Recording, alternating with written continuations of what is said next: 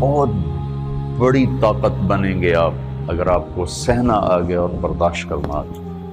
چونکہ جب آپ برداشت کرتے ہیں نا تو اندر میں ایک طاقت پیدا ہوتی ہے.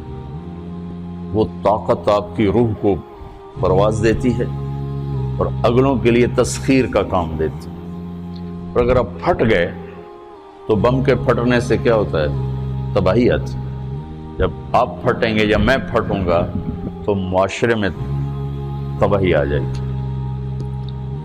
تو اس کے لیے آپ دو چیزوں کا اہتمام فرمائیں. ایک اپنی زبان کی حفاظت فرمائیں. آپ اس 400 کے معاشرے میں کوئی غیبت کرنے والا نہ ہو، کوئی جھوٹ بولنے والا نہ ہو، کوئی کسی کو طنز کرنے والا نہ ہو، تانا دینے والا نہ ہو.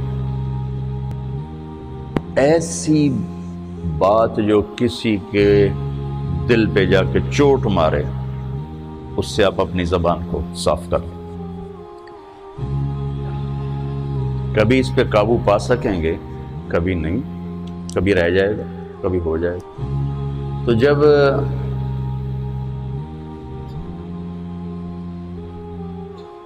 ہاتھ سے نکل جائے بات تو پھر اللہ نے ہمارے لیے توبہ کا دروازہ رکھا ہے. 2 نفل پڑھو، اللہ سے معافی مانگو، جس پر زیادتی اس سے جا کے معافی مانگو. اس سے آپ کی مزاج میں ٹھہراؤ آ جائے گا. تو میں آپ سب سے یہ گزارش کرتا ہوں کہ اس معاشرے میں آپ اپنی زبان پہ قابو پانا سیکھیں. برائے میرا بہت فائدہ ہوگا. ایک زندگی گزری ہے، شام قریب ہے، تو پوری زندگی کے تجارب نچوڑ بھی اس میں شامل ہیں. اور تجارب نچوڑ کو گولی مارو اور دیوار پہ ڈال دو. میرے نبی کا فرمان اس کے لیے کافی ہے کہ آپ نے فرمایا کہ 2 چیزوں کی ضمانت دے دو، میں جنت کی ضمانت دیتا. ایک تمہارے جو 2 جبڑوں کے درمیان ہے، ایک تمہاری 2 ٹانگوں کے درمیان ہے، اسے پاک کر لو، میں جنت کا ضامن بن جاتا ہوں.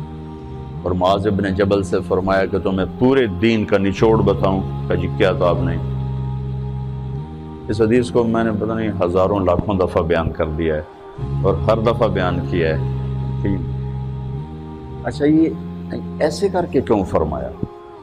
یہ پہلے کیا پھر کہا کف ھذا. اور کہا کس کو ہے؟ جن کے بارے میں آتا ہے کہ اس امت کے علماء کا جھنڈا قیامت کے دن معاذ بن جبل کے ہاتھ میں ہوگا. اتنے بڑے آدمی. 18 ہجری میں انتقال ہوا. 1434 ہجری میں اردن گیا تو ان کی قبر سے خوشبو آ رہی تھی. 1400 سال گزر گیا، ان کی قبر سے خوشبو کا آنا بند نہیں ہوا. اتنے بڑے آدمی کو کیسے سمجھایا؟ بچے کی طرح. معاذ اس زبان پہ قابو. تو آپ سب کو، اپنے آپ کو بھی کہتے ہیں.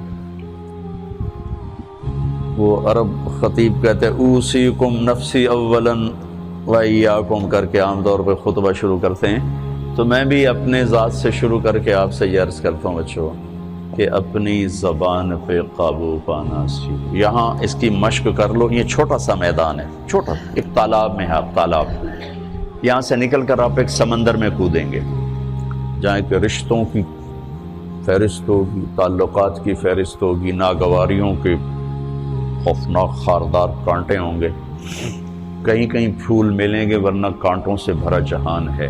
اگر آپ نے یہاں پریکٹس کر لی تو پھر آپ اس میدان میں جا کر انتہائی خوبصورت معاشرے کا فرد بن جائیں.